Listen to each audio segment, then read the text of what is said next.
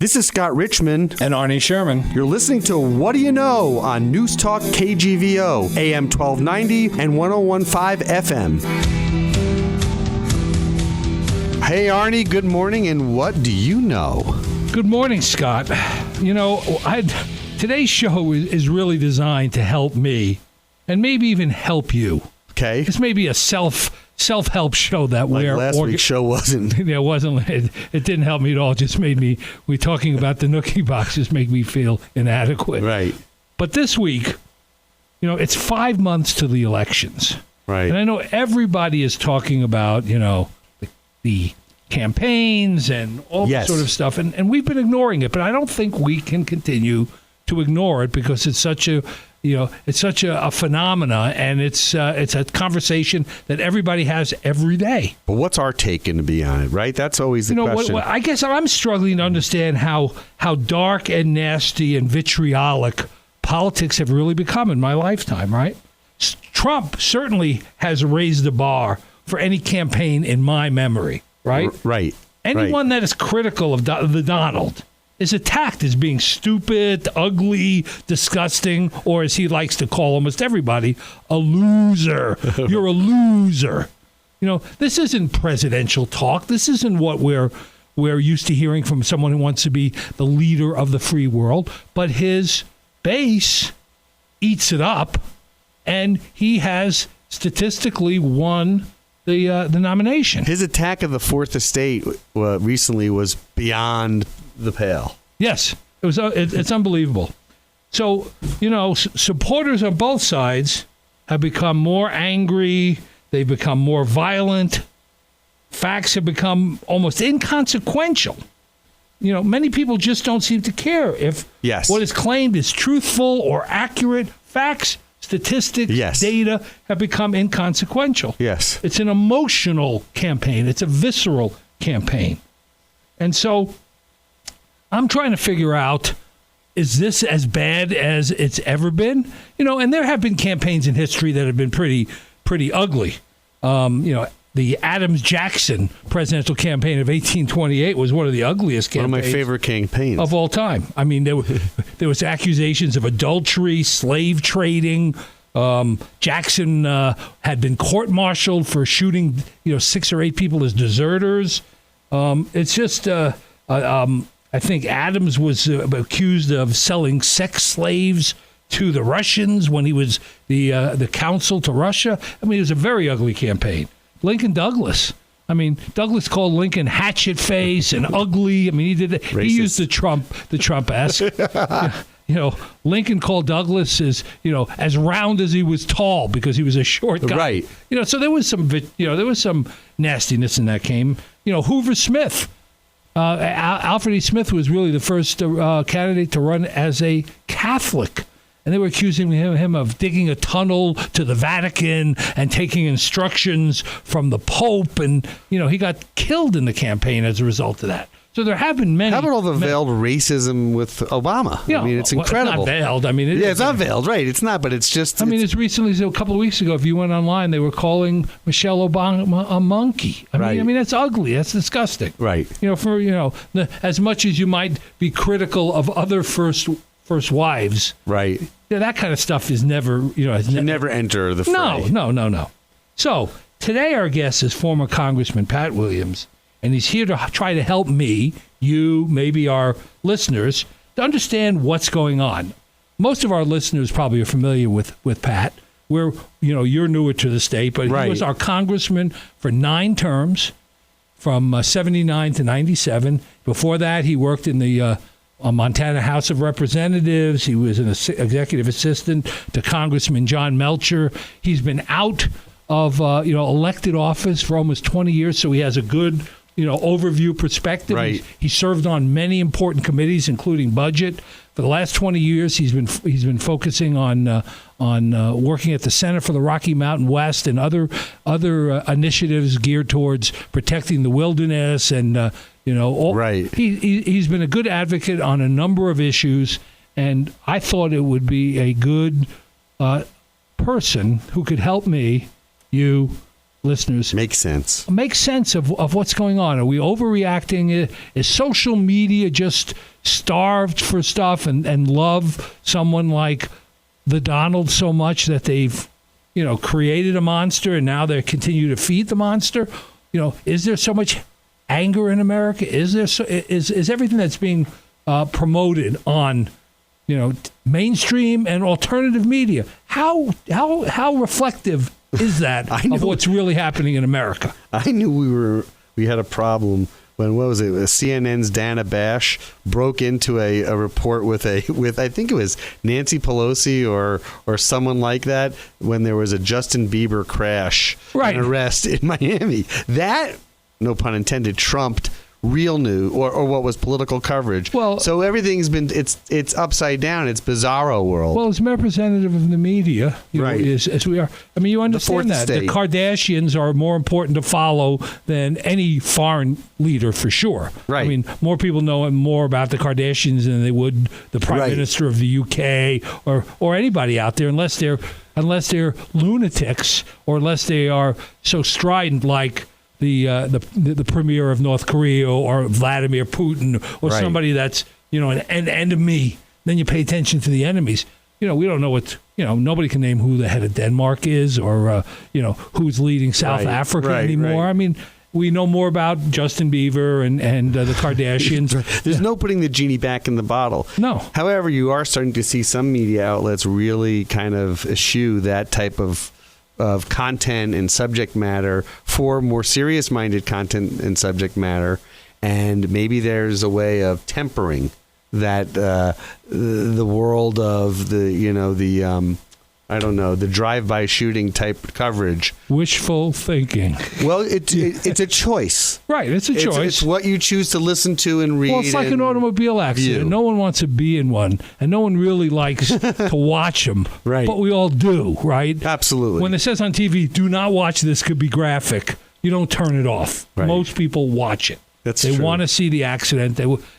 Trump is not any different now than when he ran his what's fascinating about him, though, is that he's actually attacking the medium he created, the media he created. Right. He's a birther of think about it, a birther of reality television, where he's now turned the news into the ultimate reality television outlet. Well, I don't blame him for creating hostility or whatever. He's the culmination. He exploits it. He's, for all practical purposes, he's a authoritarian demagogue. Right. But it feeds the flock that have been, I think, cultivated to believe that that America is under attack. Yeah. I mean, essentially, the strategy. We're going to talk with Pat Williams about this. Right. He's a Montanan. We call him Pat. Okay, we don't. The governor's called by his first name. The senator is always Max, or now that we have Steve Daines, it's Steve when you see him. I love Montana. Yeah, I mean, we're very informal that way. But I think now that he's been gone from the daily fray for this long, but was in it for 9 terms, 18 years, he would have a great way of viewing this, and hopefully he can articulate that and share it with our listeners today. When you join us back, we'll have Pat Williams on What Do You Know on Newstalk KGVO. Back after this. We're back with What Do You Know, and our guest today is Pat Williams. Pat, it's good to have you here in the studio. Arnie, how are you? I'm good, and Scott's good. You don't know this, but we made a sort of a pact at the beginning of the year saying we weren't going to talk about politics. Right. But that was stupid of us. Right. Because bad year to pick that, right? Yeah, you're going to help. That's what I was going to say, Scott. Why this year? Yeah, right this year. But it is blindingly obvious. There's a great black hole that is sucking everybody into the conversation about the presidential election, and of course in Montana the gubernatorial election. So let me just recap a little bit of this past week, right?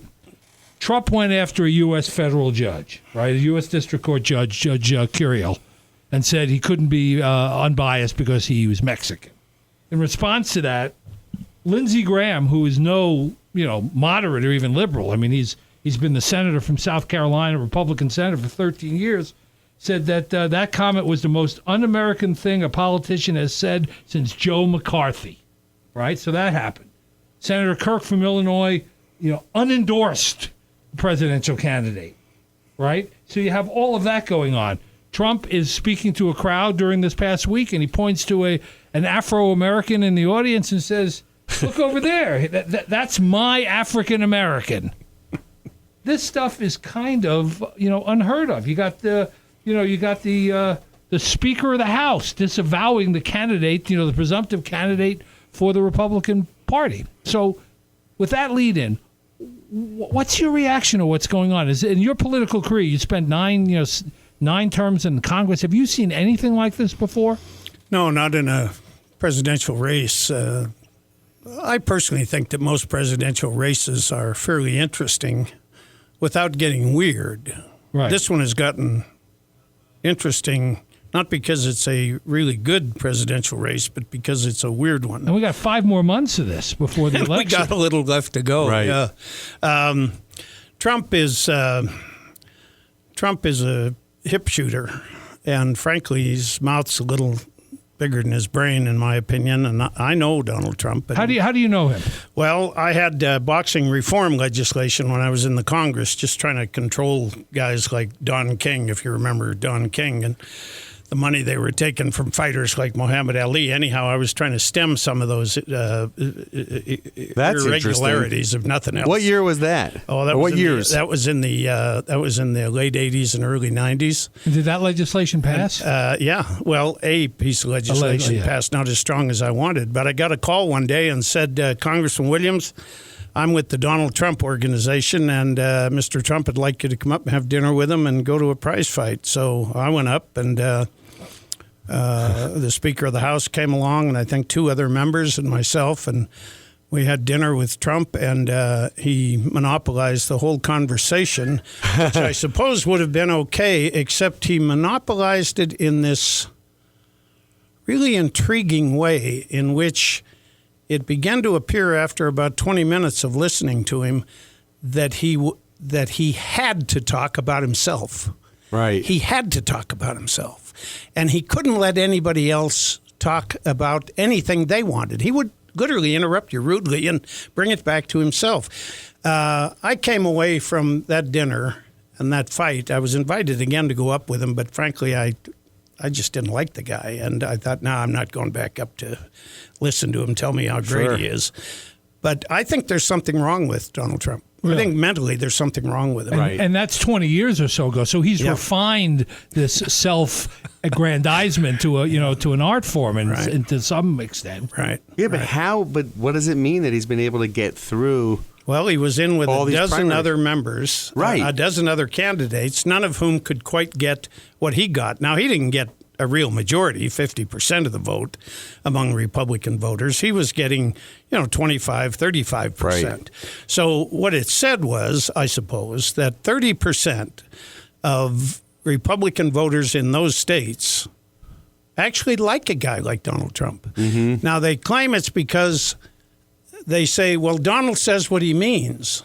I don't think that's it. I think he says what the listener means. Right. Thinks. I think he sounds like not the common person, but 30% of the real hard-head, redneck, tough guys, tough gals. Right. I think he represents that little minority of them, and because he sounds like them, they think he's the first politician ever to tell the truth.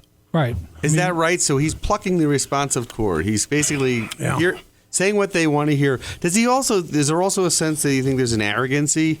He's enormously arrogant and self-centered. But to politicians and to the politics in general, he's just like, I can do this better than you guys could do it. Right. And here's how I'm going to do it. So I know you know Hillary, and she's a presumptive Democratic nominee until the convention. How could the polling be so close at this point, at least some of the polls that have been released, between the two of them? I think they won't be. I think after the fine campaign that Bernie Sanders has run floats away, and it will, because Hillary maybe tonight is going to have enough, maybe 3 nights ago is going to have enough delegates in California to be the actual nominee. But Bernie's run a great campaign. He's been around everywhere, including Missoula, Montana. Right. And as soon as he's no longer in it, I do think you're instantly going to see 50% at least of those people move over to Hillary, and then her lead will begin to develop. And if Donald makes any more mistakes, Donald Trump, like he has, he's going to absolutely get clobbered in the general election. Right. Well, you know what's so interesting? It's the emotionalism of the campaign to me. Mm-hmm. If half of the things he said were mouthed by Barack Obama or Bill Clinton or Hillary, the Republicans would be apoplectic, right? If should be. If the Democratic nominee, if Bernie Sanders' wife was in Penthouse and Playboy, they would be all over that. The Christian right would be all over that. Yeah. They seem to be able to absolve him and separate him from the body of information about him that's in the public domain. And I find that fascinating. I do too, Arnie. And you know what it says to me? That what we're beginning to get at here is not just a good look at Donald Trump, but more than a peek at a significant segment of the American voter who like what Donald Trump is saying and doing. Right. And I don't mean to cast aspersions on this or be ugly about it, but apparently there's a fairly significant percentage of Americans whose politics really do reach the bottom. I mean, the common denominator of their politics is anger and arrogance and braggadocio. Well, it's funny because in his campaigning, when he's doing his stump speeches, he says the critics out there, the protesters, they're all ignorant, they're all ignorant, they're all stupid.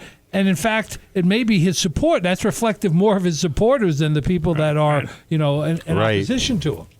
Well, it's like, look, on this station alone, we host Rush Limbaugh, Hannity, Beck. On our sister station, we have Savage, we have Levin, we have Alex Jones. Right. So you want to talk about like ground zero for that kind of thought process? It emanates. It starts here. Well, there's no and he's Christian taking it on the charity road. Or love that you hear on most of those shows, to be honest, right? Yeah. It's attack and it's negative and anti, and there are things. I mean, Hillary's not a perfect candidate, obviously. That's right. And I don't think we've ever had a perfect candidate. No, I don't office. either. The only person as president, it seems to me, in my lifetime that sort of came in and out with his hems clean was Dwight Eisenhower. Yeah, truthfully. And, right. And I suppose we knew a little more about Ike. We'd know that wasn't true. Yeah, either. right. But, I mean, time can tell. There's just this love letter of John Kennedy that was just unearthed. That's pretty direct. Here's a question. So, all right, you're a student of media. You're a political history, but a student of media. You remember, Joe Pine, Sure. Bob Grant, right? Bob Grant, and then you had Morton Downey in the 80s, right? Morton Downey Jr. But remember, that was a moment. That was a real turning point in media. And then, everything after that, just like this, talk about preaching to the lowest common denominator. So isn't it just Trump now taking it to the field or to the category of politics? Well, what was in entertainment and news and entertainment is now he's the host and he's the guest. Well, and he also has a tremendous response from the media. I mean, he's getting more free media. He doesn't have to have a funded campaign, right? Because everybody is fascinated by the same thing. The ability for someone to speak this caustically and negatively and sarcastically and he manhandles the media. Confused, about what he says. I think the other day he was on a show and asked 23 times, does he think, the judge is, and he won't answer the question. He just goes back to whatever. 23 times in one interview with Jack Tapper. Well, although I live in Missoula now, fellas, and have since I came back from the Congress 19 years ago, I'm from Butte. Right. So I grew up around a bare-knuckled politics. Right. And people said what they meant. Mm-hmm.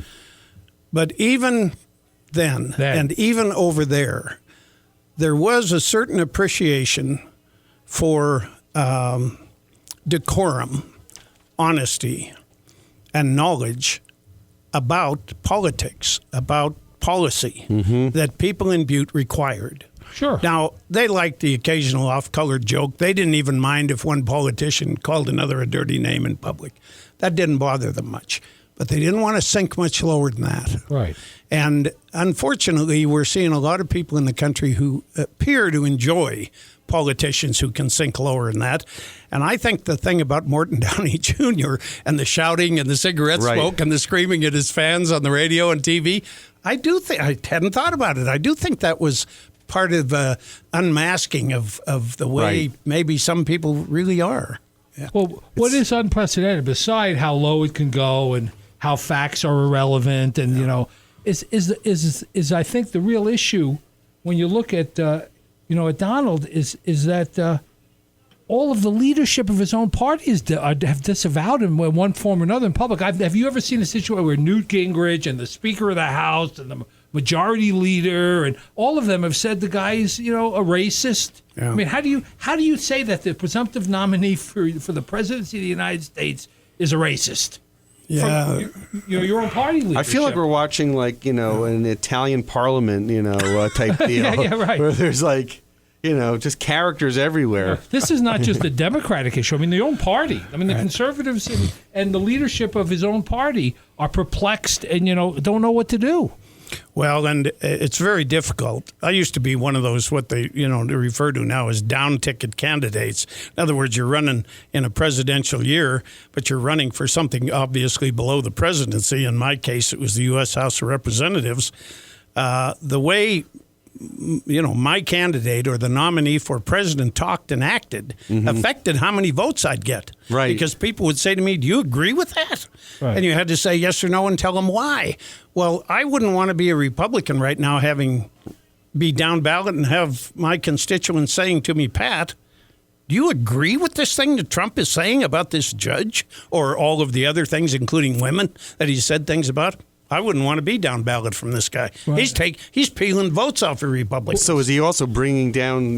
He's also bringing down some of the esteemed members of the Republican Party. They're all they don't know what to do. Do you support him? Do you not support your nominee? Right. I mean, and the fact that facts are irrelevant. I mean, he says, for example, this week, Hispanics love me.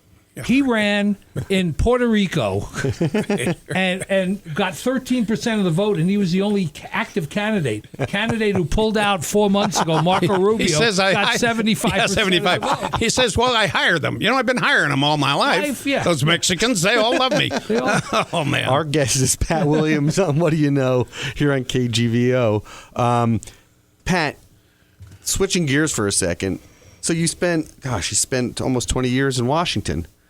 What's it like? What was it like getting things done in Washington? Because every time I hear a politician, gridlock. Well, what is it? Well, let's hear about it. Like, was there gridlock, or what type of constitution did you have to get stuff done in Washington? Well, although I recognize that I'm getting older, and I've noticed that Arnie is too. Yes, every minute.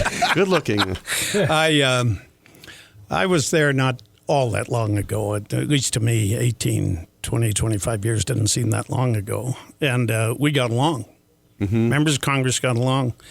I mean, I had best friends among both Republicans and Democrats. And, I'd sit on the Republican side and talk to them. They'd sit on the Democratic side and talk to us. And we got along. And you have to. It's called compromise. And it's what the constitutionalists, the founding fathers, had in mind was compromise. And you have to do it. It's very difficult to compromise with an enemy. So if you don't like the people you're dealing with, it's difficult to get stuff done. Now, there's another reason that I think we're not getting much done, and that is that occasionally I'd get a letter from some Montanan I was there all through the 80s and almost all of the 90s. And I would occasionally get a letter from somebody, perhaps in Montana, where I got most of my mail, saying something like this: Pat, don't do me any more favors. I can't afford anymore. And I got that. I understood that. Right. But also people would write more seriously than that and say the federal government's got to back off. There aren't that many problems. You don't need to be passing that many laws. Now, I won't go into it, but by the way, I disagreed with that. I thought there were a lot of problems, environmental problems, social problems, law enforcement problems, on and on, worldwide problems, and you needed a Congress in session. But those people were serious. don't pass any more laws. We've had enough. We don't want any more laws, as if there were no more problems. Right. Now those people are getting their way. Now they have representatives of Congress in the majority, a Republican majority, who agree that Congress does way too much and shouldn't fix these problems. And so when the Congress isn't doing anything, this Congress believes it's doing its job. Right. To block. Yeah. Well, I mean, it is unconscionable to me that you could sit on a Supreme Court justice the way they're sitting on. That's incredible. I mean, Judge That's gonna Merrick, bite him in the it's tushy, though. unbelievable. That will bite him in the tuchus. Merrick Garland. Yeah. I mean, it's shocking.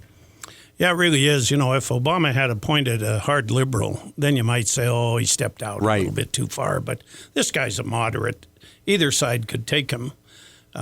He was a Republican appointee to begin with. The Republicans were in support of him. So, as judge, so the guy should have been, but won't be appointed. He won't be. Won't be. No. Yeah. No. Okay, he's a sacrificial lamb. He's a goner. Yeah. Yeah.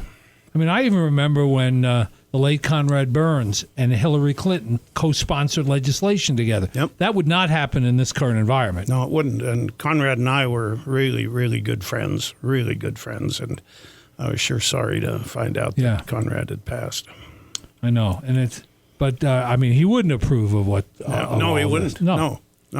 And the leading Montana politician, perhaps in history, Mike Mansfield, who was a congenial, kind guy who believed in compromise and getting things done, would be appalled at what's happened. Sure. To let's both the delegation in Montana and in America, he'd be appalled. Let's switch gears a little. Let's talk about the trickle-down effect of all that. We have a governor's race coming up. Do we see shadows of all of this in the governor's race as well here? Well, people usually have a way in their own state to, at least to a degree, despite that down ballot thing I was talking about, they do have a way when it comes to governor, and quite often their senator or their congressperson. They do have a way of separating out the whole national mood from the mood going on in their state. You know, politics in Montana have sometimes been bare-knuckled, but we're pretty fair about politics out here, and we don't get too entirely angry about it with each other, right? I mean, even mixing it up over the air, like folks have to do and want to do in your station, even that doesn't get out of hand in Montana because folks don't like that so much. So I think that the major races, particularly the governor's race in Montana, will probably be one a lot more about policy than about passion. Sure. What do you think, Arnie? Well, I think so. I mean, you know, there's a lot of money at stake. Right. There's a lot of special interests involved in a governor's race. You have personal issues mixing in with policy. You have somebody who has a track record that can be judged on, and somebody who's never been elected to any elective office of any kind. But who's so successful and has built a successful organization. Built and sold a successful company, Right. and now is a philanthropist of some sort. And that raises this question, and I say this without necessarily taking sides or referring to any individuals, but. With the exception of Trump, let me mention Trump. Trump's a businessman. They're great. There have been a lot of questions through his career how good a businessman he is. And, right. How much does he own and how much does the bank own? Right? It's like sure. our homes. Right. Well, there's a lot of that property. It has his name on it, but we've all wondered who the hell owns it. Someone just suggested that he only made $500,000 last year. Well, and he won't release his taxes. What the hell's that about? Is that right? Yes. Yeah. Someone of authority. But here's the thing. Is there a difference between private business and the public's policies, that is, politics? Do you have to operate differently as a big businessman, the head of corporations or a large corporation, than you do if you're president or governor? Is it a different style? And I think one of the reasons you see Donald Trump particularly in trouble is because it's a hell of a lot different style. Yeah, definitely. And it requires very different thinking. Sure. People think anybody, because they denigrate politics, right. They think anybody can go be a politician. Well, anybody can try. That's the beauty of America. but not anybody can be a good one. Right. Any more than anybody can be a good That's why teacher he's so or a good arrogant. business person, right? Right. You remember Ross Perot ran for president. He was a successful Texas businessman. He became so embarrassed by being in politics and not knowing the issues that he quit the campaign. Right. Who's smart enough to know. Yeah. Now, I don't know that that's true of the two good candidates. I think they're both probably pretty good candidates who are scrambling for the governor's office now. But one of them's a businessman and one of them isn't. And we're going to see as we get to debates and the rest of it. How much they know. And how does the businessman act compared to how the public policy guy acts? Well, right. the good, the one that had the combination of both was Mitt Romney, right? He had been a successful businessman. He'd been governor of Massachusetts. Right. But I think his business dealings, pulled him down. It wasn't his tenure as governor. I mean, he was a reasonably okay governor Yes, he was. by everyone's standards. Yeah. Well, it was his business dealings at Bain that kind of pulled him down. Talk to us a little bit about the Clintons, because you've obviously worked closely with the Clintons over your political career and probably still do in a certain way. Yeah. What was it like being in Washington during that presidency? Right. Clinton came a little while, but not long after I had been there. Right. I had known him when he was governor of Arkansas. And perhaps even more important now, my wife had known Hillary when Hillary was First Lady of Arkansas. So she's known Hillary longer than I have. I found Bill Clinton to be just what you think he is. I found him to be one of the smartest guys I've ever been around in my life, one of the best read, and one of the biggest rascals. Right. Bill Clinton's a rascal. Rascal is a good name. He's a rascal. Now, I don't think he's a thief. I don't think he's an illegal artist kind of. He's not a con artist. Yeah, he's a rascal, and he's got a big appetite. I mean, this guy is, he's going to engorge everything. He consumes. Yes. Yeah, but he has been a figure on the world stage, and he's contributed enormous amounts of his own time, effort, and money to get things right around the world, and I appreciate that part of him. Hillary, as smart as Bill is, Hillary is smarter, but more importantly, she's much wiser than President Clinton. She's really wise. She's savvy, and I personally find her to be honest. Now, I know a lot of people may think, oh, Pat's just making a partisan statement now because she's a candidate, but it's not true. I would trust Hillary, and I know her really well. We've traveled together, and not just to Montana, but other places, and I find her to be trustworthy, funny, well, a couple smart. of independent organizations, completely politically That's great independent, insight. that have rated which candidate is the most truthful in their statements among all 12 or 13 of the Republican and all picked Hillary as the most truthful. I didn't know that. Yeah. As the most truthful. Most truthful. That her statements are the most truthful. So it's really, Well, it's a combination of, beating her up for 24 years. It sticks. I know a lot of people say she can't be trusted. I don't like her. She's just a pawn for Bill. All the things that talk radio for 24 years have been beating her. Painted her with that. She's the most vetted candidate in the history of American politics. And a presidential historian said to me last week, Pat, I think Hillary Clinton is the best qualified from the standpoint of public policy experience, the best qualified candidate since John Adams was the second president. Yeah. Is that right? Yeah. Well, one of the things you find often, and we, there's some appetite in American politics historically, to elect governors because they have managed things. Yeah, right. But most governors don't manage foreign policy. Most governors don't engage in, setting up trade relations with other countries. Right.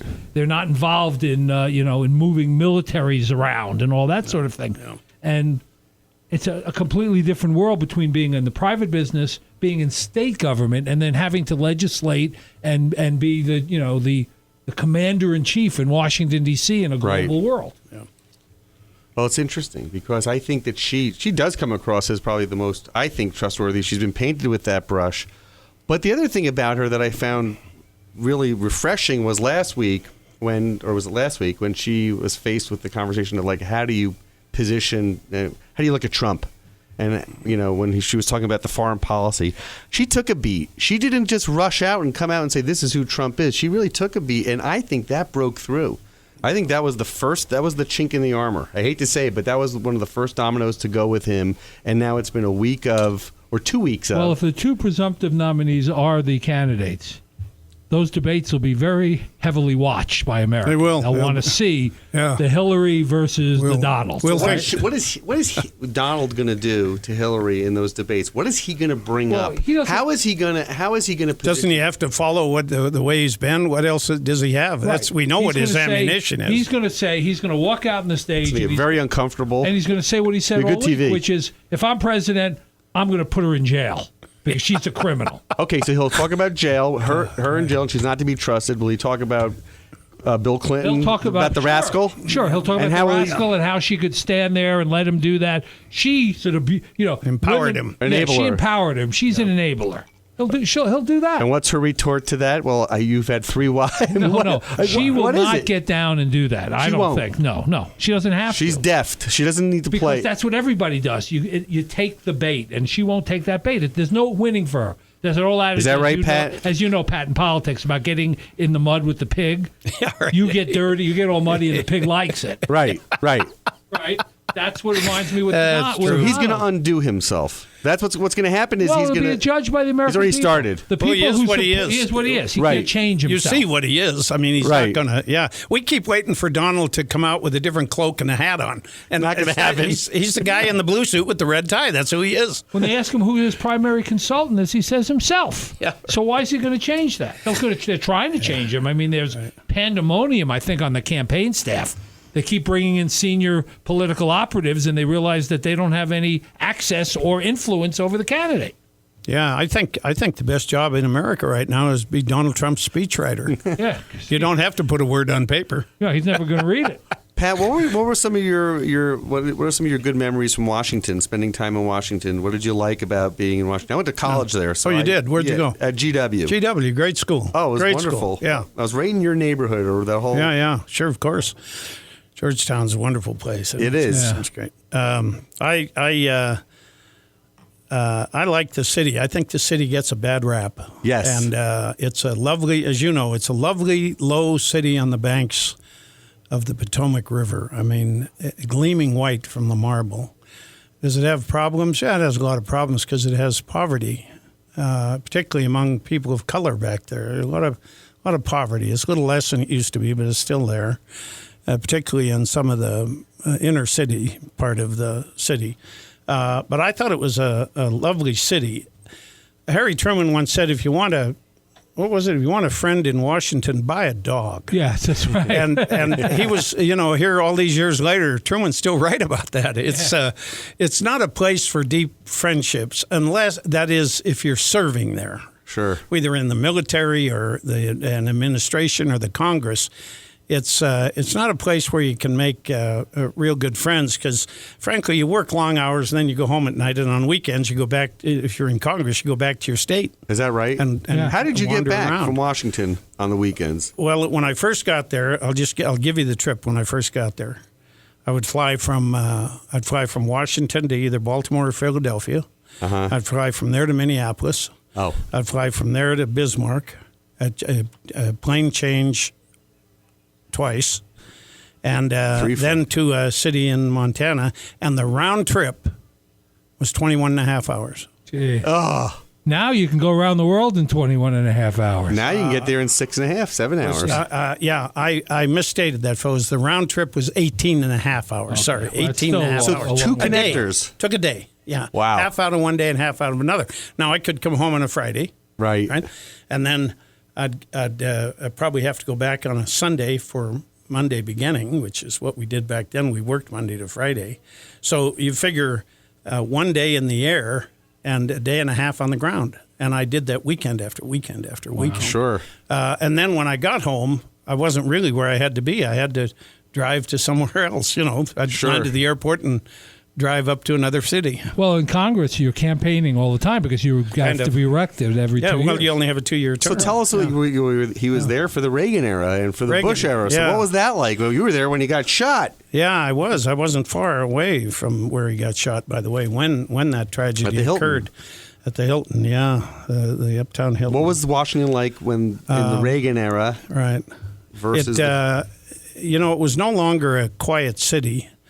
Jack Kennedy used to welcome visitors to Washington by saying, let's see if I remember this, "Welcome to Washington, D.C., the city of Southern efficiency and Northern charm."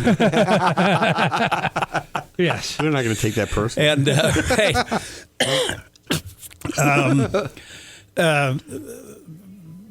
I liked it. And when Reagan was there, the city was engaged. Yeah. Politics was. For the first time since Jack Kennedy, it was glamorous again. Yes. Right. Movie stars were in town. Yeah, right. And one could agree or disagree with Reagan's policies, but as a guy, he was a nice guy. And, Sure. And he was kind of a fun guy to be around. Jimmy Carter was sort of a stick in the mud. Carter knew engineer. issues a lot better than Reagan, but he was a little bit of a stick in the mud. And then Senior Bush was there, and I didn't know him well. I've met all these people and been fortunate in that regard, but I didn't get to know Bush Senior very well. Then Clinton came along, and I was really closer to Clinton than any of the others. And I was home by the time George W. Bush was back here. Yeah. And Well, let me ask you this: what legislation, and over those 18, 19 years, what legislation were you the most proud of that you participated in?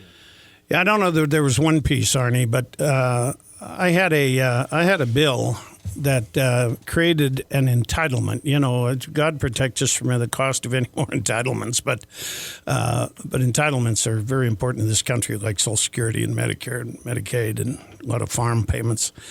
But I had an entitlement that said if a newborn has a serious disability, and we defined what that was, had a serious, relatively serious disability, that little baby is eligible at the cost of the state and the federal government, with only a small payment by the family, for the entire basket of services that little infant needs to come along in life. And included in that was help for the family with regard to counseling and those sorts of things, home care and whatnot. And we've served 30 million people with that legislation since I passed it, and it has That's a great accomplishment. Saved lives and done a lot of great things. accomplishment. I have others too, but when I see a little kid hobbling down the street, That makes you feel I good. think to myself, I might have helped that little kid. good. That's along. wonderful. Yeah. Let me go back up to the macro again. Yeah. Because this is a common theme that's happened over the last few months in the campaign. Is America no longer great? I mean, are things as dire and awful as we're being led to believe? And if it isn't as great as it used to be, when was it great? I mean, that's a theme you see. It's on the hats, right? Let's make America great again. Are we not great? Well, just as a nation, I mean, speaking generally, as a nation, I think most people around the world would say, yes, America's a great nation. They might have their own definition of greatness. We're not disregarded around the world. I've traveled a lot on my own since I got out of Congress, and a little bit, and really only a little bit, because I was too damn busy coming back to Montana to do much travel when I was in Congress. But I've traveled around, and people have a high regard for America, and they like Americans. A friend of mine from down here at the Break, the coffee shop downtown, has been in Vietnam and said. Americans love us over here. That's true. I've been there, we and bombed that them is flat. the case. Right. We bombed them flat, and they love us. They like us in Japan. So we have that kind of a aura around the world. I think where the doubt is about America, interestingly enough, is in America. Now, maybe people ought to be a little questioning about their own country and themselves and whether they're doing things to the degree they should.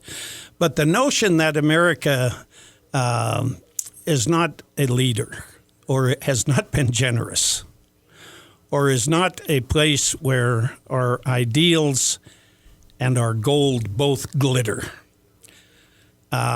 Those notions are wrong. So if that's what Donald Trump means, then he's flat wrong about this country. He's wrong. And Barack Obama has done, I mean, he doesn't get enough credit for what he's done, and he keeps on getting, like dismissed. It's almost like it's being We're coming for over. your guns. Right. For 8 years, we've been coming for your guns. We haven't been able to get them, but we're still what do you coming make of for that, 'em. though? Like, what? I think Barack Obama. Let me start it out. Let me say it this way. Sometimes we miss a president more after they're gone, or we appreciate them, right? More Right. after they're gone than when they were here. He'll be one of those. Right. We're going to miss Barack Obama. Like Clinton.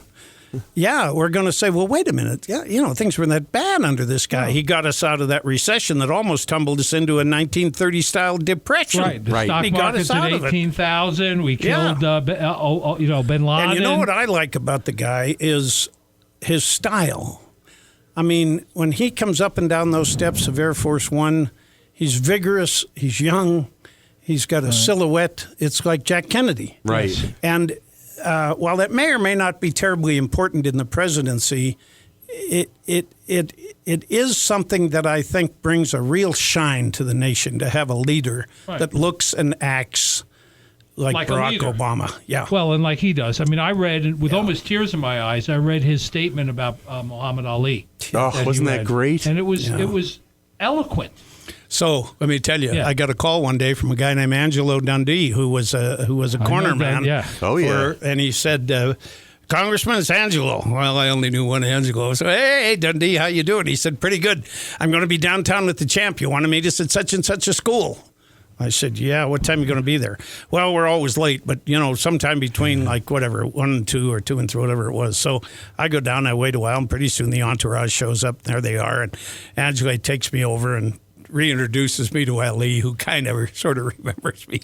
And this is when Ali was okay. He didn't have the bad signs yet. This is in the 70s? 80s. 80s, okay. And went into a school, and the kids were all gathered in the auditorium. Of course, the rest of us stood over to the side, and Ali went and talked to those kids. God, they were just roaring with laughter and approval of this guy. And as he was leaving, he's waving goodbye, and he went up and rubbed a lot of little kids on the head. The young kids sitting on the gym floor. He went up and rubbed their heads as he was going along and going out the door. And one of the little kids yelled at him, "Hey, champ, aren't you going to give us a poem?" And Ali stroked his chin the way he used to, when he'd say, "Ain't I pretty?" And he stroked his chin. He went back over to the mic and he said, "All right, a poem. Let me think."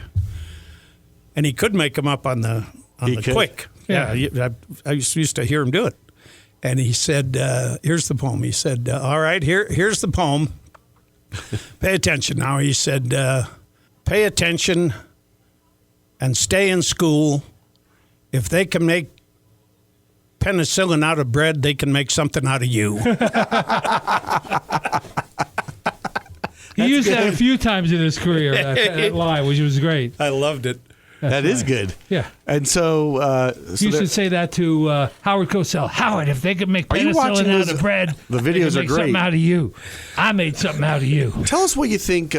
We only have a few minutes left with our guest, Pat Williams, on What Do You Know? But I'm curious what you think of you mentioned before the campaign that Bernie Sanders had run and has run. And just curious, he's plucking a cord, a responsive cord again. And Well, let me just, before Pat answers, Yes. there are a lot of angry and unhappy people out there on across sides. the political spectrum. Yes. And he appeals on the Democratic side to many of the same emotions that Donald Trump is appealing to. On the, wouldn't you say, Pat? Yeah. It's apparently non-establishment. Now, Bernie's been in office longer than any of them. Right. But nonetheless, he somehow... Did you work with him? appears now. Oh, yeah. Bernie served in the House for 4 terms, I think, before he got elected to the Senate. Bernie's daughter lived in Missoula, and used to campaign for me, bless her heart. And I taught her at the University of Montana. Oh, my goodness. And the Sanders would come out here all the time. And so one day I said to him, well, Bernie, why don't you come out for me, and I'll go up to Burlington, Vermont for you a Right. couple of weeks later. So we traded trips.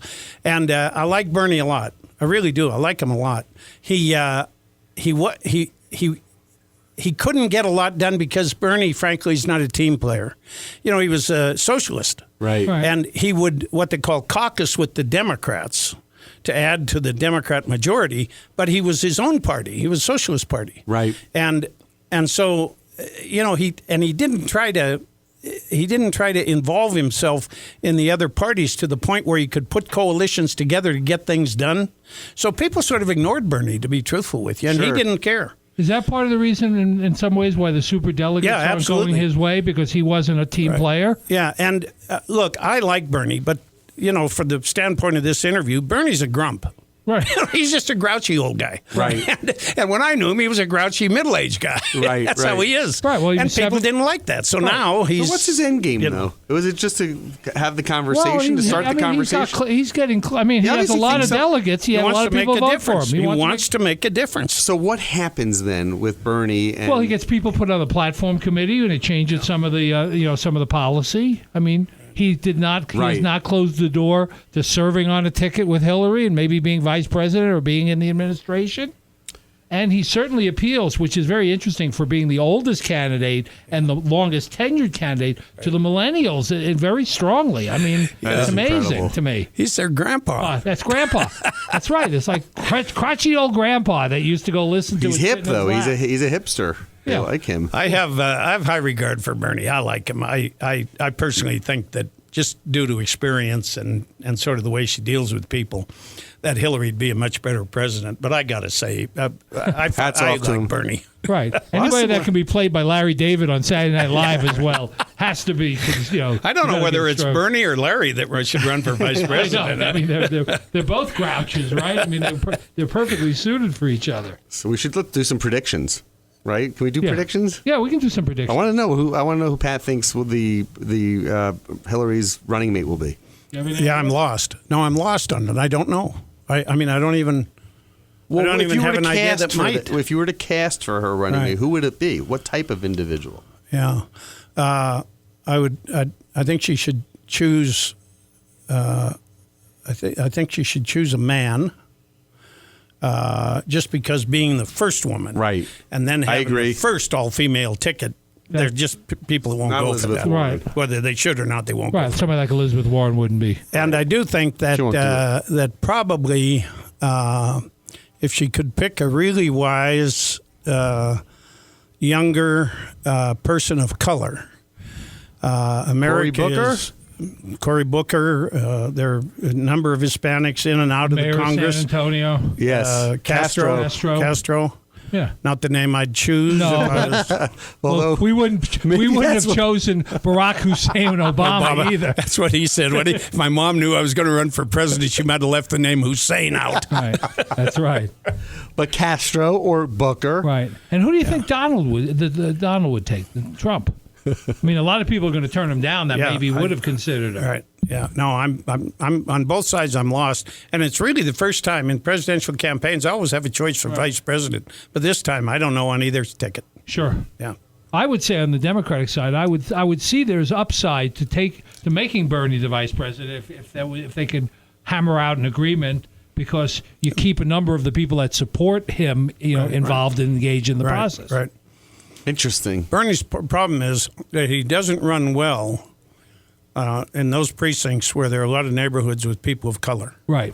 And Right. so Why is you- that? You put he's just never engaged with them. Right. I mean, Burlington, Vermont's as white as It's like Montana. Missoula, by the way. Right. Yeah, It's very exactly. much like Missoula. So, all right. So then she chooses someone like a Booker or a Castro, or not a female. Right. He chooses who? Lou Albano? Like, who does he pick? Like, It's hard to say who he pick. He needs to pick somebody that has political experience. It's hard to say. I don't know. Former governor of Utah. I don't know. What's the woman governor down here in the southwest? The one he criticized? No, Arizona. She doesn't. I thought she said no to him. Jan Brewer, you mean? Yeah. Jan Brewer? Yeah, Would I she be think she possible? said no. Did she? Oh. Well, you know, Shorty said no. No is never no, right? Yeah, right. Yeah. I mean, no is never no. So it'll be interesting to see who. But as Pat knows, I think he would support this. Often the vice president the candidate doesn't get you much. I mean, Al Gore didn't even win Tennessee when he didn't win his home state. Yeah, right. Which was You know, and the governor of Florida, Rick Scott, has already said he won't run.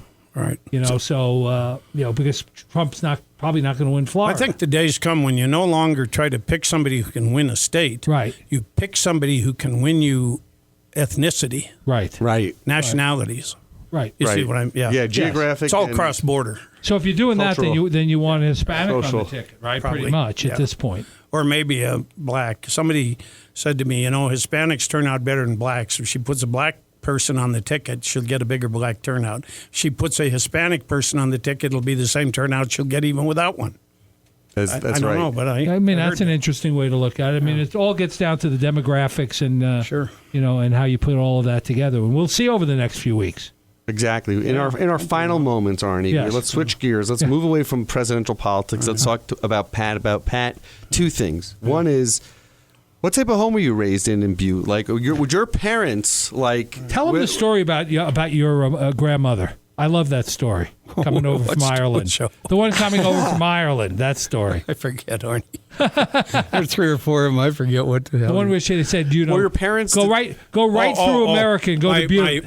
My grandma was came from Ireland to England and then England to America, and her mother took a shawl off of her shoulders at Liverpool, the dock. And my grandma was getting on the boat, and her mother put a shawl that my grandma had as an old lady.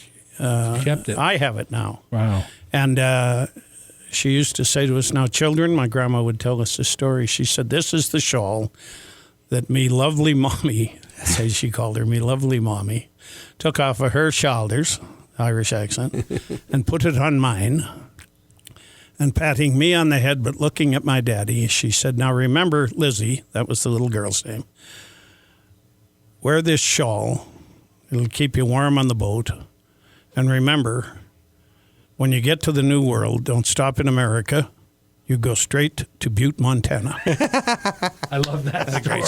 Such an ethnic story, Such isn't an it? ethnic story. Yeah. That's what they knew. That's where they were. That's where the family was. Were they alive to see you achieve? No, my mom was, but my dad had died and my grandparents had died. I was my mom and dad owned restaurants in Butte and a candy store in Butte and Helena, and so I grew up in that business. And my dad died when I was going into high school. Okay. So my mom and I ran these restaurants, and I didn't have a normal high school. I was busy trying to save the business with my mom. Wow. And then being from Butte, I got engaged in politics, as everybody over there did. Mm-hmm. Yeah, one way or another, right. you had to. It wasn't like a shirt that you took on and off. Right. It was your skin. It was your skin. Right. Yeah, politics. So last question. So what are you working on now? What are you involved in now? I mean, you're vigorous, you're vibrant. What consumes your time at this point? Yeah. Okay. Well, I still write occasional columns for blogs or newspapers, but right now I'm consumed by preparing to go to Cuba. Wow. Carol and I are going to Cuba, and Wow. you can go now. Obama, got everything opened up. You can go, and you got to go certain ways, but you can do it. And you got to agree to a tour guide and whatnot. But we're going to go to Cuba for a week or 10 days. And Arnie, you saw me before the beard. Yes. This beard is my Cuban beard, and I'm not growing it because of Castro. I'm hoping that somebody down there will think I'm Ernest Hemingway. And take you out fishing. Yeah, right. Yeah. Or buy me a double daiquiri. Pat, it's been a joy talking with you, having you on the show. We'd like to Great bring guest. you back again Thanks to both later of you. on in the process, and as things Great idea. ferment, Anytime. and comment on how you see things go. Anytime. And I enjoyed being with both of you. It's just terrific. Thank you. Thanks for having me. Thank you. All right. Thank you, Pat Williams. We were Arnie. Great show. once again, we had a great show. Who's next week? We're going to tease it, right? We may bring a business person in and talk about a successful Montana business. Right, Another one. That's celebrating an anniversary, hopefully. So we'll see you next week, Arnie. Have a great week. You too. Take care, Scott. Thank you for listening to What Do You Know? I can't wait for the next show, Scott. I'm excited too, Arnie. If you'd like to suggest a guest, send me an email at scottrichmond@townsquaremedia.com.